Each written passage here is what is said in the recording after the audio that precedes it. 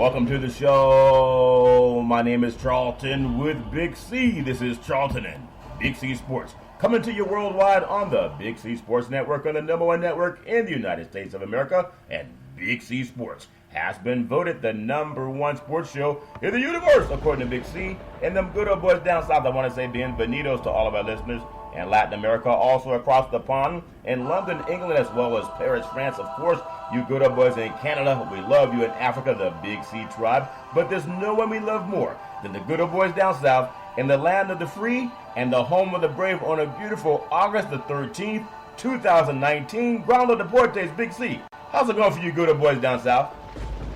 Well, Charlton, we're on countdown, and we're using our left hand to do it because this is a National Left-Handed Day. But we got 2 days left to the second week of preseason starting, Charlton. We got 11 days to college football kicking off. Yes. And baseball is still swinging very hot bats. Well, it's still swinging very hot bats. So I guess I'm going to have to drive with my left hand on the steering wheel. I can't use my right hand today. Or is it just something that you prefer? Does that make any sense, Big C, your thoughts?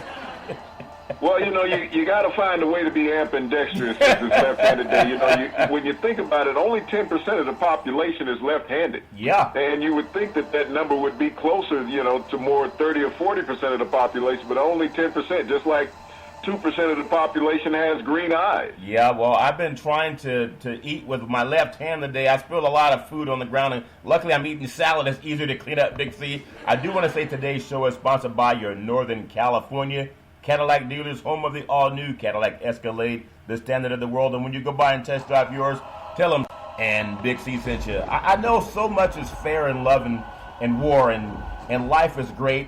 And sometimes there's a saying that keep your friends close and your enemies closer. Does that make any sense, Big C, your thoughts? Well, I try to keep everybody close to me, Charlton. I'm a very huggy-touchy person and stuff, but you got to be careful with this climate nowadays that, you don't want to end up touching and hugging the wrong person. You might end up in a situation like Joe Biden. People said smelling the hair was offensive and everything. Yeah, I understand. Well, we talk about sports and politics mixing, and some people say, well, no, it doesn't mix. Just give us a score. But I say even in the Oval Office, Big C, they love sports too. Anthony Scaramucci, you think about him, Donald Trump's former right-hand man, former White House communications director from Southampton, New York, a Wall Street guy. He says that POTUS has lost his fastball. Now, that's a direct reference to sports, Big C. I told you sports and politics, it mixes, Big C. And he said Republicans need to throw out POTUS. They need to throw him out of the office. That's a sea change. It's a juxtaposition to the earlier thoughts of everybody from Kellyanne Conway supporting POTUS. And if you're Donald Trump's position, it's just like in anything else in life.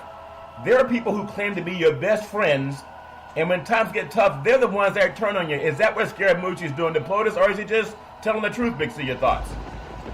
Well, I think Scaramucci is trying to stay in the spotlight as much as anything, Charlton. He was somebody that POTUS hired and fired, as he's done with many personnel in the White House. And when you think about it, is he on the payroll or is he not on the payroll? Is he on the tape? Yeah. So, I mean, there's all type of sayings that come out of the White House and out of the administration, Charlton. This administration is going to run its course. Yeah. He is not going to resign. He is not going to be impeached. If America's public doesn't like what's going on in Washington, D.C., they have to get out and vote. Yeah. They can't sit at home and keep saying that I'm disgruntled. Yeah. And we don't appreciate what's going on. This is the civil liberty that you have as an American. If you're unhappy with what's going on in the White House and Congress and the Senate, you have to get up off your lazy butt and go to the voting polls on voting day, or even send in an early ballot, Charlton, to get counted. I agree. So, and again, Anthony Scaramucci, sports and politics mixes for people who read. Because this good boy, maybe he follows Big C sports. I don't want him to turn on us, though, Big C. But he did say you're losing your fastball. Very weak troll. By bullying is the most anti-American thing in our culture, and it's emanating from the Oval Office. I mean, that's politics. So when you hear, this is kind of refreshing. When you hear white guys who are wealthy turning against other white guys who are wealthy and crooked, then that gives us hope, because so many times Dr. Martin Luther King told us that silence when injustice happens makes us tacitly consent to that injustice. And when you have older white guys who are turning against a white guy with power, that gives our whole society hope. And I know sports brings everything together. Even to see that in the Oval Office, I think that's very revealing. I do want to say that everything that happens in life is all about opportunity.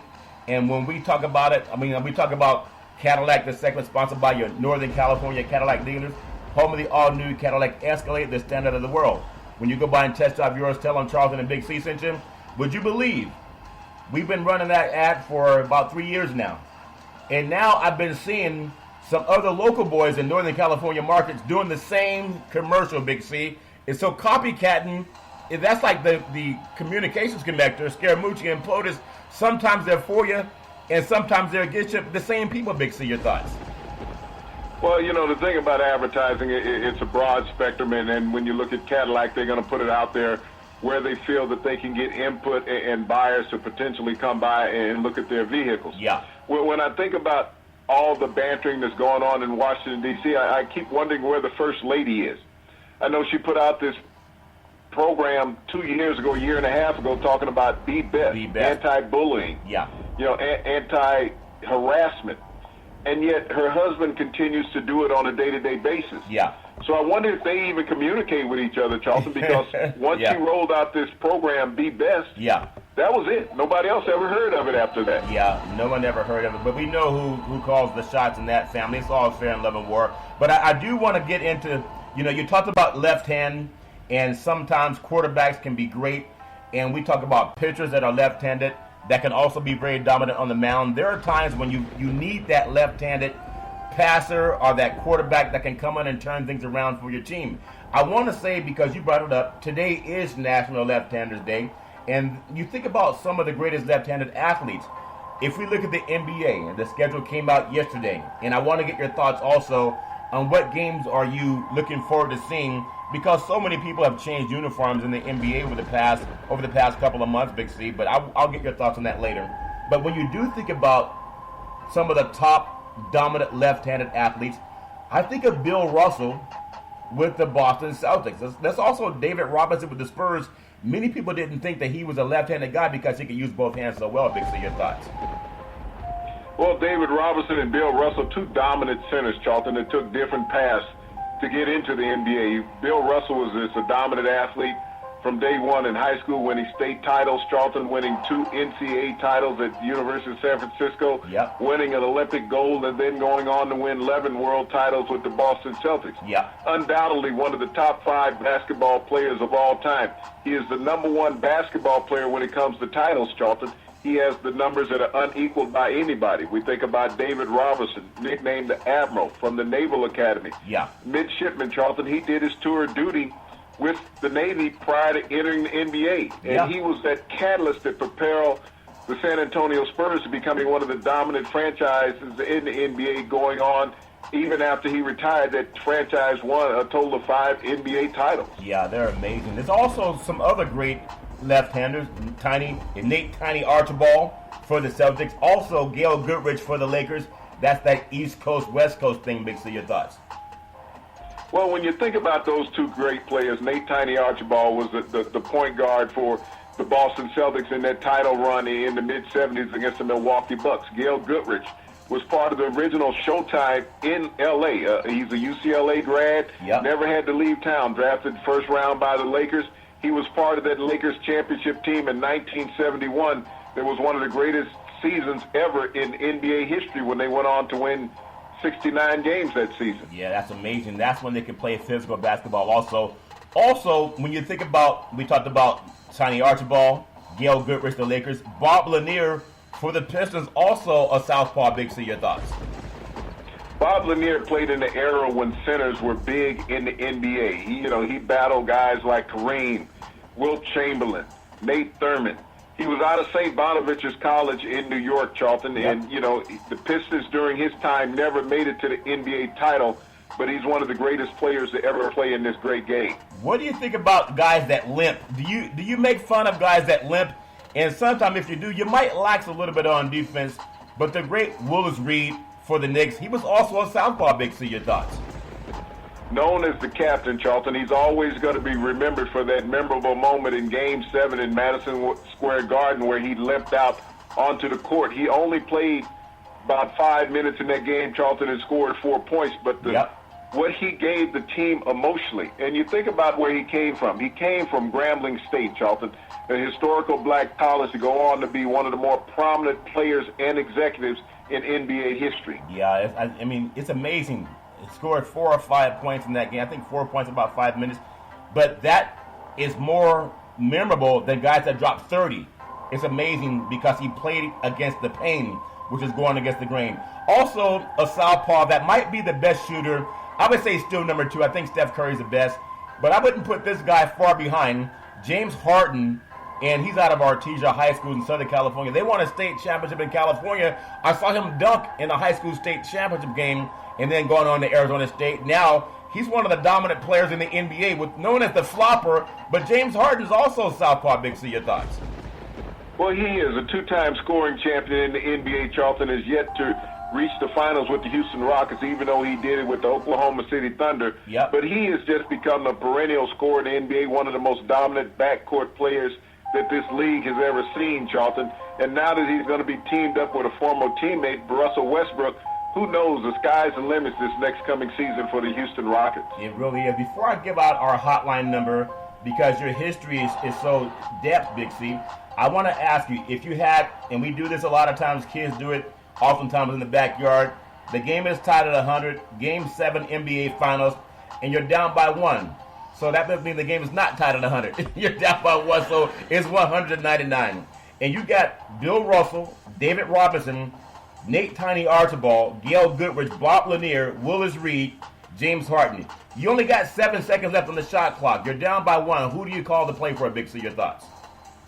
Well, Charlton, ironically, I would go with Dale Goodrich. Many people don't realize how great a guard he was playing on that great Lakers team with Jerry West, Elgin Baylor, Wilt Chamberlain, Happy Harrison. Yep. He was a perennial scorer, Charlton, back in that day when the game was physical. He averaged 22 points a game in his NBA career. He could get off a shot, Charlton, just like James Harden, but people don't know about Gail Goodrich because they don't see him on SportsCenter. That's amazing. That's I'm surprised, but I'm not shocked. That's a very good call. I want to say people going through some issues, and it's all kind of great things happening in life. I mean, everything is great when you think about it. We love so much that's going on in the sports universe that we are in. But there are times when people need some help. In sports, it can be a way to get away from pain. But we're not going to be sycophants and just read your scores. If anybody's going through some issues, there's a National Suicide Hotline number, and you can simply pick up the phone and call it. It's 800-273-8255. That's 800-273-8255. A lot of kids are back in school this week and next, and oftentimes they get bullied. And that's a big issue. Sometimes they don't tell their parents. Like Will Smith said, sometimes parents just don't understand. But they can text 838-255. That's 838-255, and they can get some help. And I love giving that out. I've also heard some other sports programs in Northern California also giving out help hotlines because people really do need help. I know this is pushback on how to make our country great. You got to get people talking again. You don't have to agree, but just talking, things happen. Going back to today is National Left-Handers Day, and some of the greatest left-handed athletes. I want to go over to Major League Baseball because Major League Baseball is hot right now, and I want to throw out a couple of names, and you can give me your thoughts. I think about Lou Gehrig for the Red Sox, left-handed man. Also, Steve Carlton for the Phillies, also have left-handed big. See your thoughts.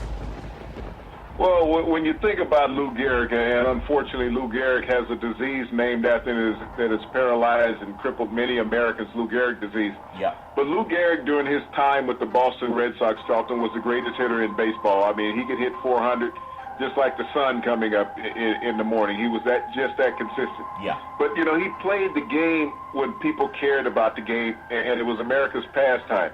And Lou Gehrig was a hero to many. When I think about Steve Carlton, he was known as Lefty. I mean, the big left-hander Charlton won over 300 games during his major league career. Yeah. Pitched with a host of teams, but mainly the Philadelphia Phillies, where he made his mark and got his 300th victory. Yeah, amazing, Big C. Also, some other great players, Tom Glavine for the Braves, and then Warren Spahn also for the Braves. Think about how many great athletes the Braves have had. I still say Hank Aaron's the most famous Brave of all time because of the home run record before he was eclipsed by the great Barry Bonds. But give me your thoughts on those two great southpaws, Big C. Well, Warren Spahn was a dominant pitcher with the Braves. He played with Hank Aaron in Milwaukee and Atlanta. And he was one of those great lefties of the 50s and 60s, Charlton, that just dominated baseball. When you think about Tom Glavine, another one of those 300-win pitchers with the Atlanta Braves, Charlton, and he made the Major League Baseball Hall of Fame. Yeah. So Atlanta has catapulted a lot of great careers and made it to Cooperstown. Let me give you a couple of more great left-handed, some southpaws in the world of Major League Baseball. I think about the great Sandy Koufax for the L.A. Dodgers. And another great pitcher I'll throw in, could have been a basketball, he was so tall, the great Randy Johnson for the Montreal Expos. Big C, your thoughts? Well, Sandy Koufax, Charlton, epitomized great pitching. You're talking about somebody who had control on the mound. And during the Dodgers' early years out in Los Angeles, he was the cornerstone of that franchise. And when we think about Randy Johnson, this 6'10" dynamic pitcher on the mound, Charlton, had a laser fastball, and he's really synonymous for, taking out a bird when they were in Toronto and wasn't one of the Blue Jays at the time. Yeah. So you think about Randy Johnson, we're talking about Hall of Famers and another 300-game winner in his career, Charlton. Well, sometimes they say you save the best for last, and there will always, this is the great thing about baseball. Unlike boxing, if you're in a boxing match, you know who won, because usually the guy that wins is still standing. If you're in an MMA, you know because the guy that's losing is tapping out or being knocked out. But there's always talk about who the best baseball player of all time happens to be. And when you think about guys that are left-handed southpaw, I think of the great Barry Bonds for the Giants and also the great Babe Ruth for the Yankees. Now, I'm sure 100 years from now, there'll still be people saying who was the best ball player of all time. And maybe people will say those two names. But the fact that they're both southpaws, Big C, your thoughts? Well, Babe Ruth's name will always come up when they talk about the greatest of all time. You talk about the greatest slugger of all time, the greatest home run hitter of all time. Babe Ruth established the benchmark for everyone to go after. Hank Aaron leaped past Babe Ruth, and Barry Bonds leaped past Hank Aaron. Yeah. But when you think about how they both revolutionized the game, Charlton, from the left-handed side of the plate, Babe Ruth was the first to break the 700 home run barrier. Yeah. Barry Bonds was the first to break the 760 home run barrier, Charlton. But both of those guys were must-see baseball when they played. They packed the house wherever they went. Yep. Pitchers tried to avoid them from the left side of the plate. But also they had an advantage. They had a shorter route to first base, Charlton. If you're hitting from the left side, you only had to take 3 less strides. Yep. Well, let me ask you again. A lot of kids understand this game.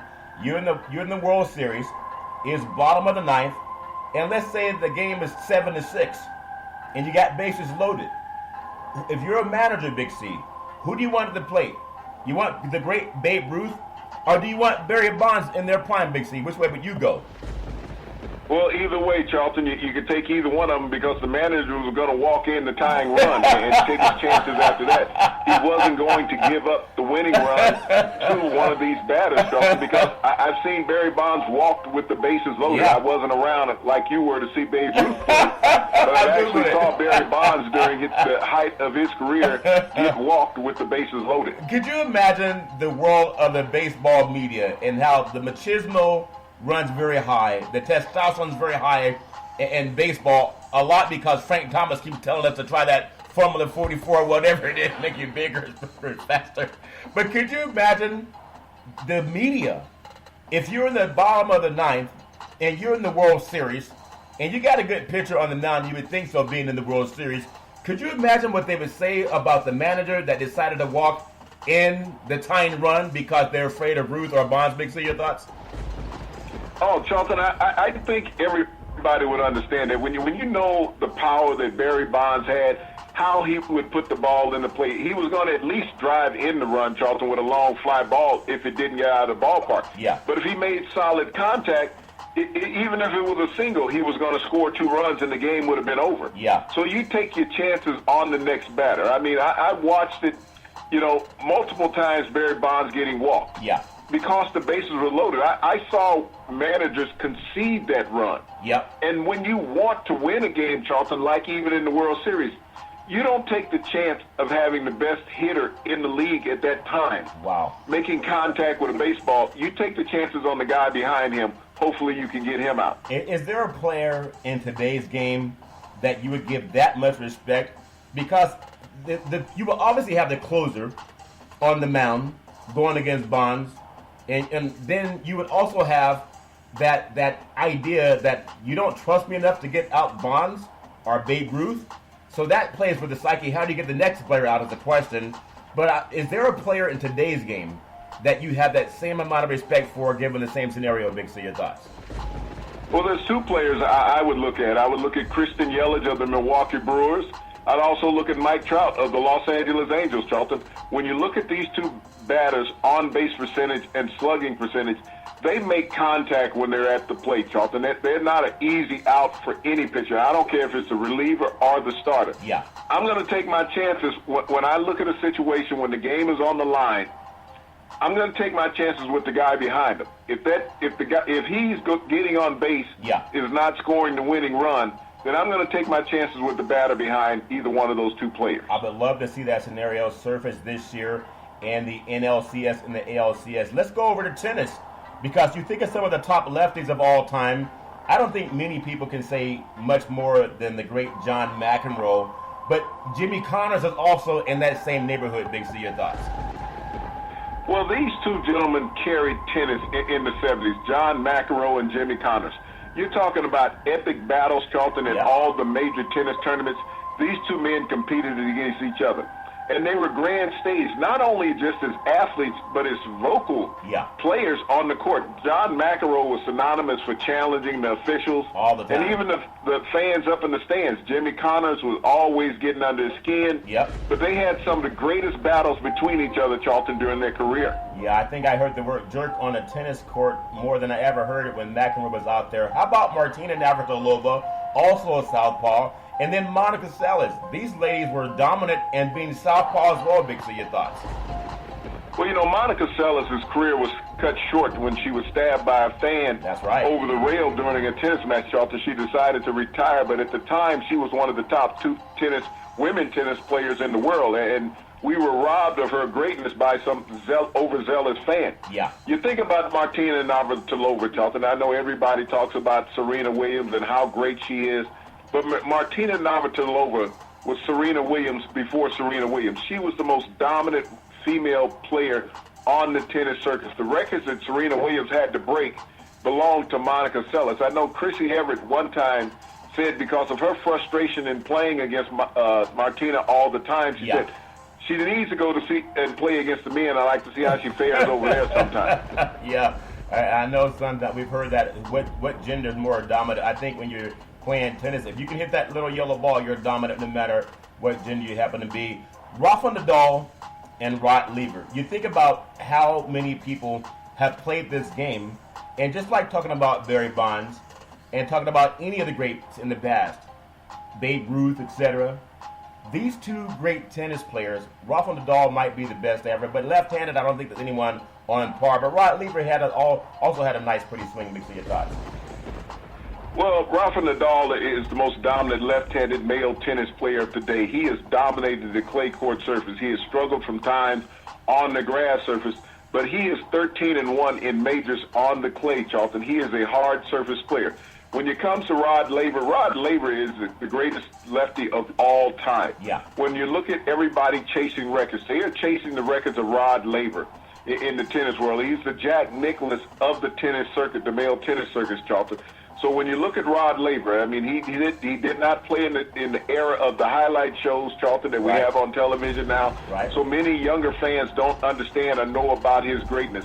But Rod Laver set the plate for all tennis players to come. Well, and speaking of setting the plate, I told you I've been eating so much salad lately, Big C. It's good for you, but you got to get used to it. It also is good with onions and garlic, so not too many people are trying to get close to me these days, but that's all fair and love and war too. I want to go into the world of football. Now, when you play D-line, I don't know if you played the left side or the right side, maybe you played both, and maybe that affects how you line up against whatever quarterback. But you think of some of the top left-handed quarterbacks in the NFL. I would say Steve Young comes to mind but also another guy that played in the Bay Area, the late Kenny the Snake Stabler. Big C, your thoughts? Well, when you think about those two left-handed quarterbacks, Charlton, Steve Young and Kenny Stabler played at Alabama. He followed Joe Namath at that great university. Not only did he follow Joe Namath at Alabama, he followed him into the NFL and also won a Super Bowl like Joe Namath did, Charlton, for the AFC and the Oakland Raiders. Yeah. Steve Young took a different path. He went to the USFL out of BYU. From there, Charlton, he came along and he went to the Tampa Bay Buccaneers. His career was at a halt. Yeah. Bill Walsh decided, hey, I'm going to make a trade for this guy because I know he has the ability. Yep. Came to San Francisco, sit for 3 years behind Joe Montana, learned the system. Went on to win a Super Bowl for the 49ers, set a touchdown record in the Super Bowl with 6 touchdown passes against the Chargers at that time, Charlton. Yeah. But Steve Young and Kenny Stabler are both in the NFL Hall of Fame as left-handed quarterbacks. It would be, I don't think it's anathema to say this to the late Kenny Stabler. Both left-handers, both had the chance to win Super Bowls. I think Steve Young signed for about $40 million when he came into the USFL, I think with the LA Express, that the league went defunct, of course. But if you were to look at those two Hall of Fame quarterbacks from the Bay Area, I believe it's more fair to say that Steve Young could have played for the Raider team and had the same kind of success. But I don't know if Stabler could have played for the 49er team and had the same kind of success because Steve was more mobile and Kenny the Snake was not. Does that make any sense? Is that a fair comparison? Your thoughts? Well, when Kenny Stabler came out of college, he was known as a running quarterback. He ran a lot when he was at the University of Alabama. Matter of fact, the most famous play he had in his collegiate career was a 47-yard touchdown run, Charlton, that catapulted them to the Sugar Bowl against LSU. So Kenny Stabler was a highly mobile quarterback, and I think that the system that Bill Walsh ran with the 49ers, that he would have fit in there like a glove because you looked at his playing style, his throwing style. Yeah. He threw a lot of the short passes a la Montana early in his career that Bill Walsh had set up in that system. So I think both of them would have been interchangeable in those systems. I remember that run that Steve Young had against the Vikings. I think he ran about 50 yards. Must have broken several tackles, but I didn't see a running back that could run like him, let alone a quarterback that could run like him. I want to go to another quarterback that I think is great as well. Mark Brunell out of Santa Maria. It was St. Joseph High School in Santa Maria, California. He went up to the University of Washington and played for the late Donnie James, and they actually won a Rose Bowl with Mark Brunell. And then he went on to the NFL and really set things afire for the Jacksonville Jaguars. Give me your thoughts on the great Mark Brunell, Big C, your thoughts. Well, he went to the Jacksonville Jaguars in the dispersal draft. He was drafted by the Green Bay Packers out of the University of Washington, where he was backing up Brett Favre in Green Bay. Knew he wasn't going to get any playing time, so they put him on the exemption list, Charlton. And he was picked up by the Jacksonville Jaguars, where he was the original quarterback of that franchise under Tom Coughlin down there. Charlton took them to great heights. Don Capers took them to great heights down there, took them to their first playoff season, Charlton, as the Jacksonville Jaguars, and ended up having an outstanding career in the NFL. I want to give you two more southpaw quarterbacks. One was a very good runner, the other not as much. But you look at the great Boomer Esiason, who also went on to television and radio, and then the great Michael Vick, who went on to also star in television. And one was, I don't think there's any comparison as to who was a better athlete. Obviously, Michael Vick, I think, had run circles around Boomer Esiason. But throwing the ball, I would still say Michael Vick was the better passer, but Boomer Esiason may have the better credibility, if that makes any sense. Your thoughts? Well, Boomer Esiason out of the University of Maryland, Charlton, first-round draft pick of the Cincinnati Bengals, ended his career with the New York Jets and got the Cincinnati Bengals to a Super Bowl, Charlton. They lost it down in Miami to the San Francisco 49ers on the John Taylor touchdown reception. But he had an outstanding career with the Cincinnati Bengals. When you think about Michael Vick, he changed the position of quarterback. He made mobility chic in the NFL. He was a runner who became a passer, and his arm strength was underrated, Charlton. He could throw the ball as well as anybody if he had the time in the pocket. He never developed completely because he had some off-the-field problems, Charlton, and I think they got the best of him. But there's one more left-handed quarterback I'd like to throw into the mix, Charlton. He played up there in the Northwest. Ironically, when you think about this quarterback, he started his career with the Dallas Cowboys, and if you think of all the quarterbacks that the Dallas Cowboys had on their roster at that time, and they chose not to draft Joe Montana. Wow. They had Roger Staubach. They had Danny White. They had Glenn Carano. They had Steve DeBerg. And they had this quarterback, a lefty, Jim Zorn. All 5 of those quarterbacks were on the Dallas Cowboys roster at one time, Charlton.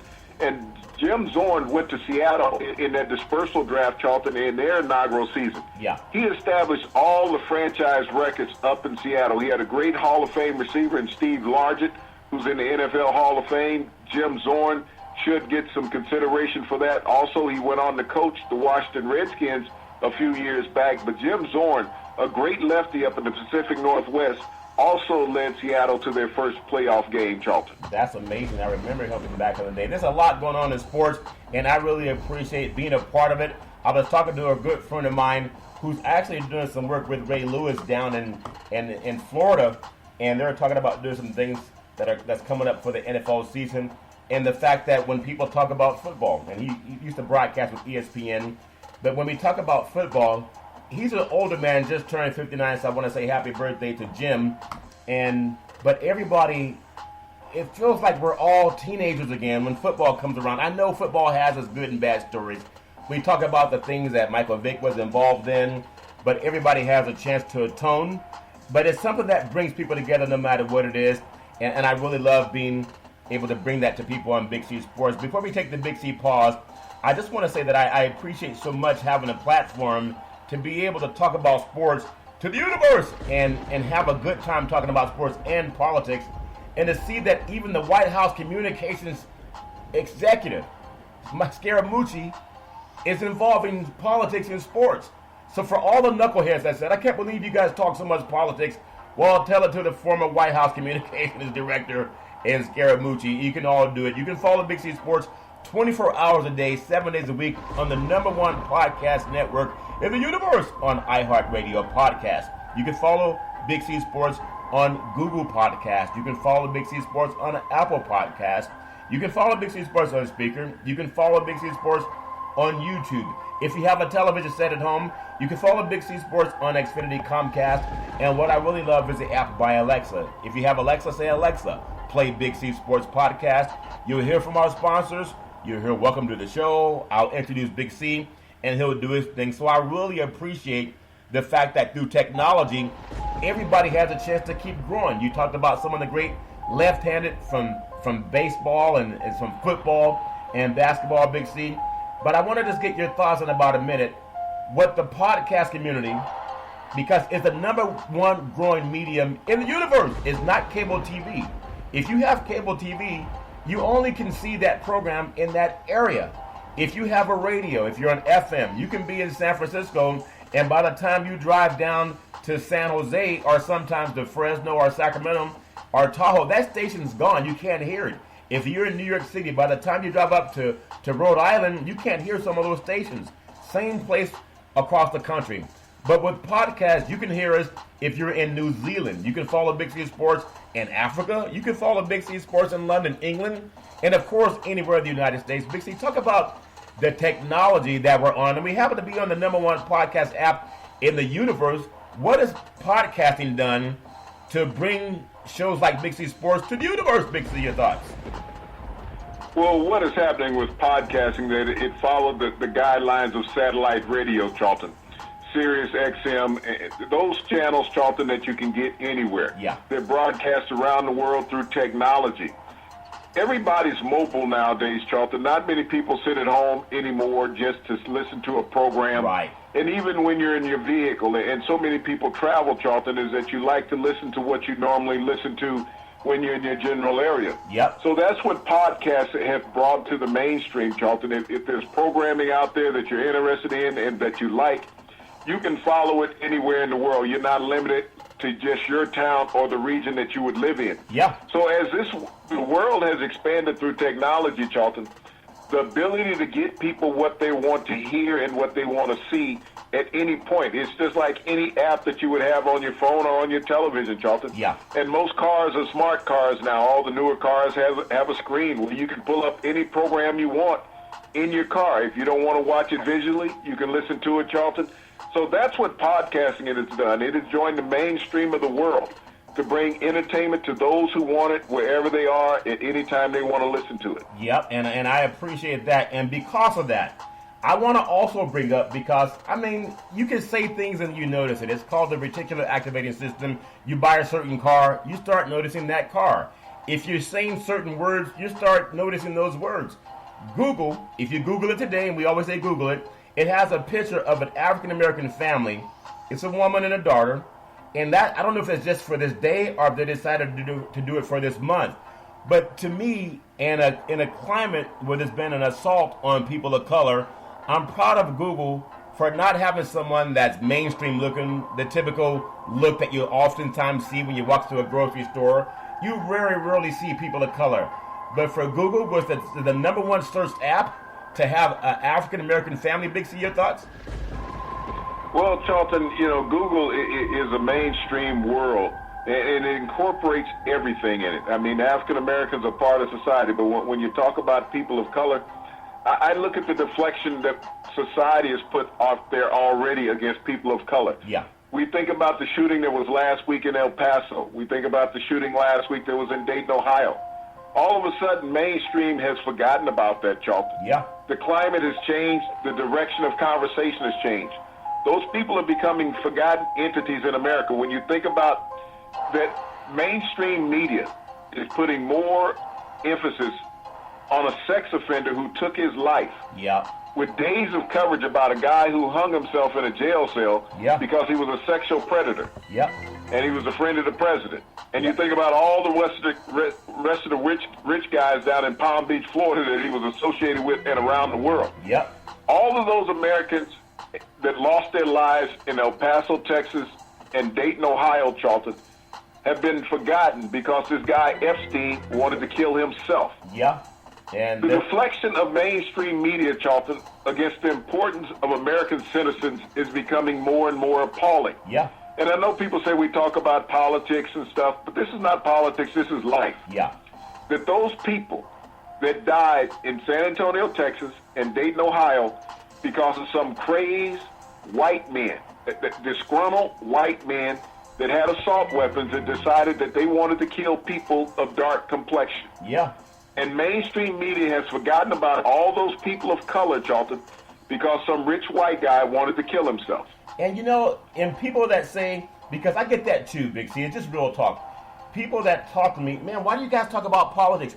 Because we're not dumb. There's a lot of dumb guys on the air. You can listen to them. It's like their brain only focuses on one thing. The Mets 7 and the Giants 4. It was the Dodgers 6 and the Red Sox 5. That's how they think. But I don't want to be associated with stupid people. So for anyone, it's hard to become the communications executive from the White House, the press secretary. That was former Anthony Scaramucci. Irrespective of how he got the job, through cronyism, nepotism, he had that job. But what I respect, because black men set the trend. I don't care what people think. You can go back to, was it Chuck Berry doing his thing? And people talk about Elvis Presley. And you look at the hip-hop generation now. What happened to a lot of the iconic black groups? But I want to just bring this point up before we touch on a few more things that I think are important. When Anthony Scaramucci, former White House press secretary, is giving a sports analogy to politics, he worked for the most powerful man in the universe, in Donald Trump. But he also, as a well-educated man, a Wall Street guy, he can also tie in sports and politics. But when white guys do it, they're not told, well, just stick to your lane. They're embraced for being well-versed. Black men have done that for years. Do you get the criticism? I don't care about criticism. I couldn't care less unless they're feeding me. But do you see the difference when it comes out of the White House? They do the same thing, Big C, sports and politics. Your thoughts? Well, Charlton, it's always depending on the complexion of an individual when they're delivering the message of how it's perceived. Yeah. And even in sports, when they talk about certain individuals, if it's a white guy, say Tom Brady. Yeah.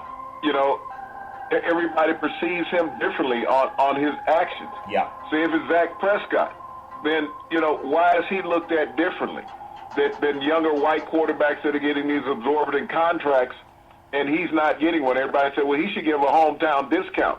because he's black. He should want to work for free. Work for free. So we get that in mainstream politics. We get that in mainstream sports, Charlton. It all depends on the messenger who's delivering the message, how it's perceived. Yep. And well, I think it's powerful because for all the knuckleheads, and you know who you are, that try to say, man, I listened to your program, you guys are talking about politics. Well, we're not dumb. You can change the channel. On this date in Black history, 1922, Frederick Douglass, who also helped craft the Emancipation Proclamation that freed slaves, the home in Washington, D.C., was dedicated as a national shrine. Frederick Douglass was a former abolitionist, an orator, a statesman, a writer, and a social reformer, like Colin Kaepernick, Tommy Smith. After escaping from slavery in Maryland, he was born February 14, 1818. And he also went against the grain. And because he went against the grain, he has left a legacy for people who read, not dumb guys that just want to know who won, to help their head a little bit higher. A black man did that. So I'm telling young black kids, and the old ones too who may or may not listen, it doesn't matter what color you are. If you say things that people can Google, it gives you instant credibility. And though it may take 3 years for the former White House Communications Secretary to blend sports and politics, Big C Sports did it first. He was just 3 years behind, but I guarantee it, you'll start seeing more and more mainstream do the same thing. Big C, your thoughts? Well, I like to go back to that thought you had on Frederick Douglass. You think about that. A former slave worked with the President of the United States, Abraham Lincoln, to craft the Emancipation Proclamation, Charlton, to free the rest of the slaves in America. You think about the power that he escaped slavery, Charlton, and became a very educated man and an abolitionist to help free slaves throughout his freedom time, Charlton.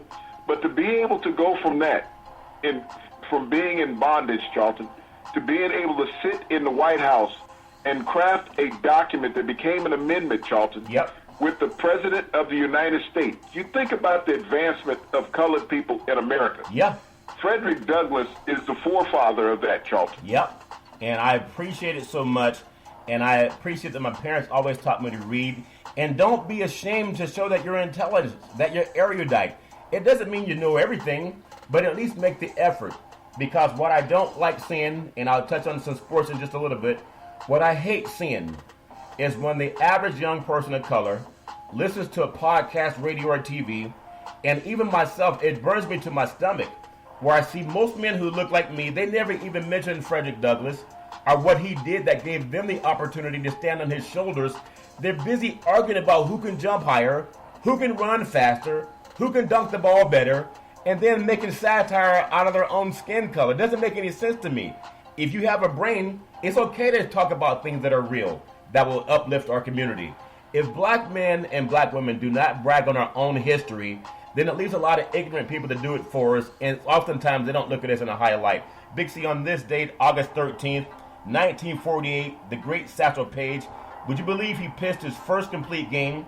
And Satchel Paige was only 42, which is when a lot of people retire. He was 42 when he had his first complete game in the majors, and it came less than 2 months after his major league debut. Big C, your thoughts? You think about that, Charlton, at the age of Satchel Paige and the greatness of Satchel Paige, 42 years old, being a rookie in the National League at that time, and he was with the Cleveland Indians, Charlton. That's who he started his major league career with. Satchel Paige played in the Negro Leagues, probably the greatest pitcher of all time. No one knows the total number of games that Satchel Paige pitched, but Satchel Paige would pitch 2 games a day when he was pitching, Charlton. He would normally pitch double hitters because he was such a great attraction and drew in the fans to the Negro League games. When he finally got his opportunity to pitch in the major leagues, Charlton, he also won a World Series in 1948 with the Cleveland Indians. You think about that. To be a rookie at the age of 42, to pitch your first complete game in the major leagues, not only that, be a member of a World Series winning team, Charlton, in your inaugural season in Major League Baseball after tolling all those years in the Negro Leagues. Satchel Paige spent over 20 years pitching. I believe it was 27 years pitching in the Negro Leagues before he got a start in Major League Baseball. And if he would have had an opportunity to pitch earlier and get into the Major Leagues at the same time that the late, great Jackie Robinson did, who knows of what Satchel Paige would have done. But Yeah. black players were not allowed to be able to compete against major league players. But it showed you the greatness of black athletes at that time in baseball, that it's Satchel Paige at the age of 42 Wow. pitching a complete game shutout. Yeah. And then, as you said, many players have retired or are retiring at that time. Yeah. People are talking about Tom Brady, being over 40. Right. Drew Brees being 40. Yeah. In the NFL, throwing footballs. Here's Satchel Paige. He pitched in the major leagues until he was in his 50s, Charlton, and was a dominant pitcher. And where would you learn that outside of Big C Sports? Because I believe this in all my heart. If you know how we can end racism, is let people Google Dr. Leaky Regramindo. When they believe and understand through science, and some people don't understand science, and they even argue against it. But if we opine that all life came from Africa, that's discovered by Jewish scientists. If we all understood that, then it could end racism. Who hates themselves, Big C? It's lack of knowledge, and that's why Big C Sports is the #1 sports show in the universe. You can hear things here you won't hear anyplace else. Last night, Major League Baseball highlights. The New York Yankees, they thumped the Orioles 8-5 in a doubleheader opener. You talked about Satchel Paige pitching 2 games in a day. DJ Gregorios, Gilbert Torres, Gio Urshela, and Cameron Maybin, they kept up the Yankees' record home run streak. And the Yankees have been doing this for over a century, and I love the fact that they're still strong after all these years. Big C, your thoughts? Well, the Yankees right now are on a hot streak, and I think the Orioles are happy to have finished up playing the Yankees for the year, because they've set record home runs against the Orioles franchise this year, Charlton. Yeah, they've done it, and I just want to see a Yankees-Dodgers World Series. If that could happen sometimes before the next 5 years, it would be great. The Indians stopped the Red Sox 6-5 as Carlos Santana, a walk-off in the 9th inning. We just talked about, would you pitch to Babe Ruth or Barry Bonds, and you said no, you'd walk him. And we were talking to you about the scenario in a fictitious World Series, bottom of the 9th, bases loaded, you're down by 1, and you said you walk Barry Bonds, you walk Babe Ruth. Well, they should have walked Santana, because the 9th inning home run leading to the Indian victory, that's just an amazing, even if it wasn't Bonds or the great Babe Ruth, you got to feel great when you can walk off Big C. Your thoughts? Well, Santana hit a line drive to the opposite field last night, Charlton, and he's a left-handed batter, and he hit one to left center field, Charlton, that just barely got over that 19-foot wall there in Cleveland. Yeah, it's amazing. You think about it also. In the second game, the Yankees and the Orioles doubleheader, it was Gilbert Torres hit 3 more home runs, including a pair of 3-run drives the night of the Yankees took the doubleheader and game to 11-8. I know there's something about this whole baseball. You talked to me about it before, and I know you mentioned it before. I was telling you about, I think it's Pop Warner football, when they'll tell the kids to wear shoulder pads bigger than what they are. And I just wonder that, because it psychs out the opponent, but I wonder if there's something about the pinstripes. This is the winningest franchise for the last 100 years in the Yankees. And do you think their uniform subconsciously has that same effect on people? They've won a World Series, it seems like, I think they've won 25 or 26 in the history of Big C. Your thoughts? Well, they won a total of 27 World Series in their history, but what they've done this year against the Baltimore Orioles, Charlton, has just been insane. Yeah. They have hit home runs at a record pace. They set a club record against the Orioles this year, Charlton, in hitting home runs. And I don't know if it's the uniforms or just the Orioles are just that bad. Yeah. But it's been good and bad for baseball. I mean, this one proud franchise in Baltimore, Charlton, just can't get a break this year against the New York Yankees. And the Yankees were happy every time they showed up. I mean, they had to flip a coin to see who would play, because everybody could hit it out on them. Yeah. Hey, did you hear that story that I think A-Rod had $500,000 of something stolen out of a rental car in San Francisco? I don't know how you could put anything worth $500,000 in a rental car. Why would someone not have a driver? He could have taken Uber. Why would he be driving himself if you're a multimillionaire and you're in this city? Does that make any sense, Big C? Your thoughts? You know, I'm always leery of people who have $500,000 or $10 billion worth of jewelry or something stolen out of a hotel room or a rental car, Charlton.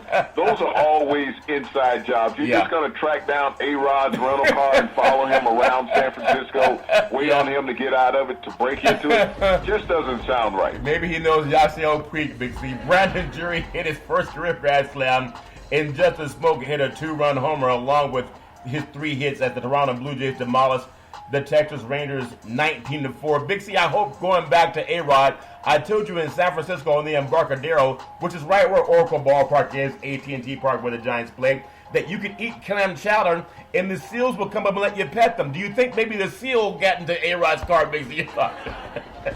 Well, you've seen a lot of them in circus acts, Charlton. They've been, bouncing things around on their nose, whether it's a ball or whatever, Charlton. Yeah. Maybe they were able to boost something out of his pocket and, take his wallet from him. Yeah, people left their heart in San Francisco. Also, a lot of jury. So when you think about the Blue Jays demolished the Rangers 19-4, that's not normal to score 19 in baseball. I'd say that ball is juice, Big C. Your thoughts?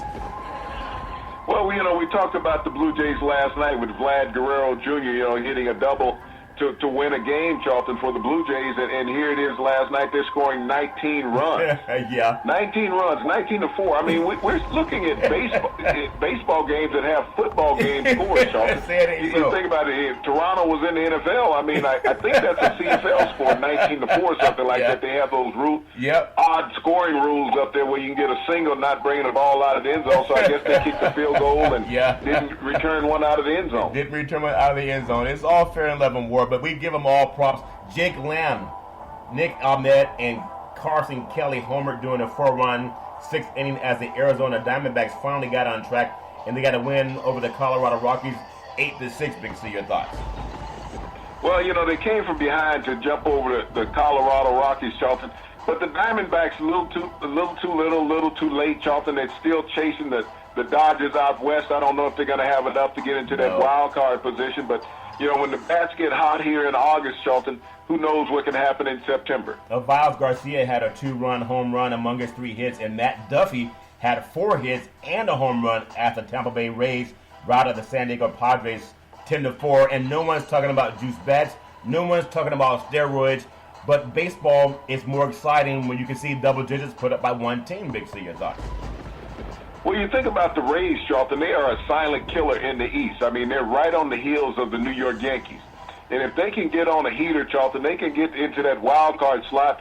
Who knows? They're just only 5 games behind the Yankees, and if the Yankees ever hit a slump, the Rays may end up in first place in the East. Yeah, you got to play down to the final game in the final week. So I love what's going on in baseball right now. I also love when we pay homage to African Americans. Because if Big C Sports doesn't do it, it's almost like a footnote that lasts 10 seconds on other programs. I want to just run down tonight's schedule, and then I want to get your thoughts on women fighting in basketball. Is it staged or is it real? Tonight's Major League Baseball schedule: Houston at the Chicago White Sox, Baltimore at the New York Yankees. You have Cincinnati at Washington, Chicago at Philadelphia, Texas is at Toronto. You have Boston at Cleveland. You have Seattle at Detroit. I want to back up to Cleveland. Does Cleveland strike you as a team that could end up making a run in the playoffs if they get there? I know they were there not too many moons ago when they had the Big C World Series against the Chicago Cubs. Does Cleveland turn you on as a baseball guy, Big C? Your thoughts? Well, Terry Francona does a marvelous job there with the Indians. We saw where they had the walk-off win last night, Charlton, against the Sox. Yeah. This is a team that, baseball right now, it's about being hot in August. The month is halfway over. But, you get yourself on an 8 to 12 game winning streak, Charlton. Yeah. All of a sudden, you've changed your playoff position. Yep. Cleveland is one of those teams that can do it. Francona is a marvelous manager, and he has a great lineup, and they've gotten healthy as of late. Well, Chris Sale's going against Mike Clevenger in the mound tonight. Seattle at Detroit. The L.A. Dodgers at Miami. You have Dustin May against Jordan Yamamoto. The New York Mets at Atlanta. I really like Atlanta. They have Max Fried and Zach Wheeler going against each other. Houston's at the Chicago White Sox. Minnesota's at Milwaukee. St. Louis is at Kansas City. You have Arizona at Colorado. Oakland is at San Francisco. And that's a great rival in the Bay Area, Brett Anderson versus Madison Bumgarner. And both teams in the Bay Area are competing for a wild card spot. I don't think both teams are going to get in, but I do say I'm going to give the A's the better opportunity, even though my heart's with the Giants. Big C, your thoughts? Well, this is that Bay Area series. I think that was the 1988 World Series where they had the Oakland A's and the San Francisco Giants, and it was halted by an earthquake at that time, Charlton. But you only have to get on that that transit system. I think it's called BART. Yep. to ride between the two cities to get to the game. Yeah, Bay Area Rapid Transit is the greatest. I think it's the greatest subway system, at least in Northern California. I think it's the only one in Northern California. Also, Tampa Bay at San Diego. Now, I know the great Tom Hanks, who went to Sacramento State University. I think his best role for me was Forrest Gump. But he also had a movie that said, there's no crying in baseball. But this thing with WNBA, the ratings are down. Brittany Griner and Diana Taurasi fighting, suspended with several other players. Was it publicity, Big C, or was it real emotions? Because with the ratings down, people are talking about WNBA now, Big C. Your thoughts? Well, Charlton, I think it was real. It's raw emotion. I mean, these ladies are very competitive, and Brittany Griner got a little tired of being elbowed and pushed around underneath the basket, and so she retaliated. I mean, it's like a fight in any other sport, Charlton. You can't stage a fight in sports. I mean, when players take off spontaneously and go after each other, I think this is an unfortunate incident for the league. The ratings are down, Charlton, but you got to look at what they have to compete against. They got to compete against Major League Baseball. Yeah, that's a pastime that's always been there. We've always talked about sports being put in slots, Charlton, where they don't have to compete against other sports. When we talked about baseball back when the baseball season started, it was up against the NBA, Charlton. It was up against college basketball. You can't put baseball up against that. And you have to push baseball when school is in, Charlton, to Friday, Saturday, and Sunday. You got to stop the midweek games if you want to get attendance.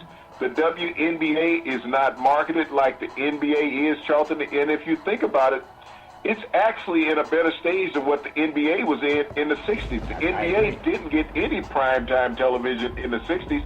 You would get the championship games on a tape delay after the late local news, Charlton, back in the 60s. I mean, whether you were watching the Lakers or the Knicks, you did not get them in primetime television. So I think where the WNBA is exposure-wise, it has a head start on what the NBA had some 50 years ago. I agree with it wholeheartedly. I still say play in smaller arenas. Don't try to play in NBA arenas. When there's a scarcity of seats, people tend to show up more.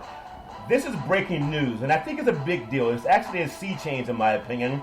A federal judge has approved an amended settlement in a class action concussion lawsuit against the NCAA that will establish a 50-year medical monitoring program for college athletes. It creates a $70 million fine for monitoring current and former collegiate athletes for brain trauma. U.S. District Judge John Z. Lee, he changed the NCAA's approach to concussion treatment and establishes a $5 million fund for concussion research. Now, I know it was Antonio Brown and Tom Brady and several other athletes saying they don't like the new helmet that's technically proven to be safer. They want to go back to the concussion-causing helmets. That's just my being flippant here. But I think the NCAA is taking serious efforts to kind of fix the issues. They can't stop them from happening, but I think that's the right thing to put more money into research and after treatment. Big C, your thoughts?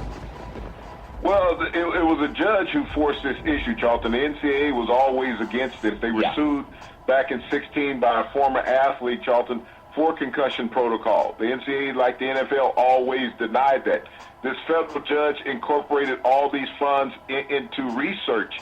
And I don't know if college football research, Charlton, is going to be better than the NFL research that they already have put forth. But you know, the players thought that they would get some money out of this suit. What the NCAA wanted to do was set aside $5 million for concussion research. The judge said, no, we're going to consolidate this, and the NCAA is going to put forth $70 million. The NCAA was not willing to go out and say that we can cause brain damage to our student athletes over the years, but they have. So the research is out there. The players are not going to be compensated, unfortunately, on the college level, even though college football makes billions of dollars off the bodies of these young men out there, Charlton, and have done it for decades. It's an unfortunate thing that they can't be compensated financially, but I guess any research is better than no research at all. Yeah, that's very true, Big C. You can follow Big C Sports 24 hours a day, 7 days a week on the #1 podcast network in the universe on iHeartRadio Podcast. You can follow Big C Sports on Apple Podcast. You can follow Big C Sports on Google Podcast. You can follow Big C Sports on Spreaker. You can follow Big C Sports on a program called Xfinity Comcast if you have a television set at home and most people do. But I really love the app called Alexa. If you say Alexa, play Big C Sports Podcast, you'll hear from our sponsors. You'll hear welcome to the show. I'll introduce Big C, and he'll do his thing. So I really appreciate our sponsors for their support. As we close out, Big C, you were saying yesterday, I was asking, if you're down in Vegas and you see $1 on the ground, would you bend over and pick it up? Probably not. If you see $10, maybe. If you see $30 million, you're going to bend over and pick it up. I think Antonio Brown was listening. He decided to report to the Raiders camp today because $30 million is too much money to lose, Big C. Your thoughts? Well, Antonio Brown was always going to show up at Raider camp, Charlton. You got to think about all the news during the offseason in the NFL. Antonio Brown wasn't a major highlight, and he was trying to find a way to make himself a highlight player when you look at all the receivers that changed teams out there. Yeah. And so since the Raiders had Hard Knocks, he wanted to make sure that when he showed up at training camp is that he made a splash, and he became the highlight of the Hard Knocks show on HBO. Well, timing is everything, and I love timing, and that's why you got to take whatever you have and just make the most of it. Big C, back in the day, there was a man by the name of Drew Boudini Brown. He was known as Muhammad Ali's right-hand man, and he would always tell Ali, with all you got to use, how can you lose? Rumble, young men, rumble. Big C, what are you looking forward to in the sports universe? Well, Charlton, we're looking forward to college football kicking off in 11 days. We got that countdown clock running already. We got 2 games on that night. We got a game down in Orlando, and we got a game out in Hawaii.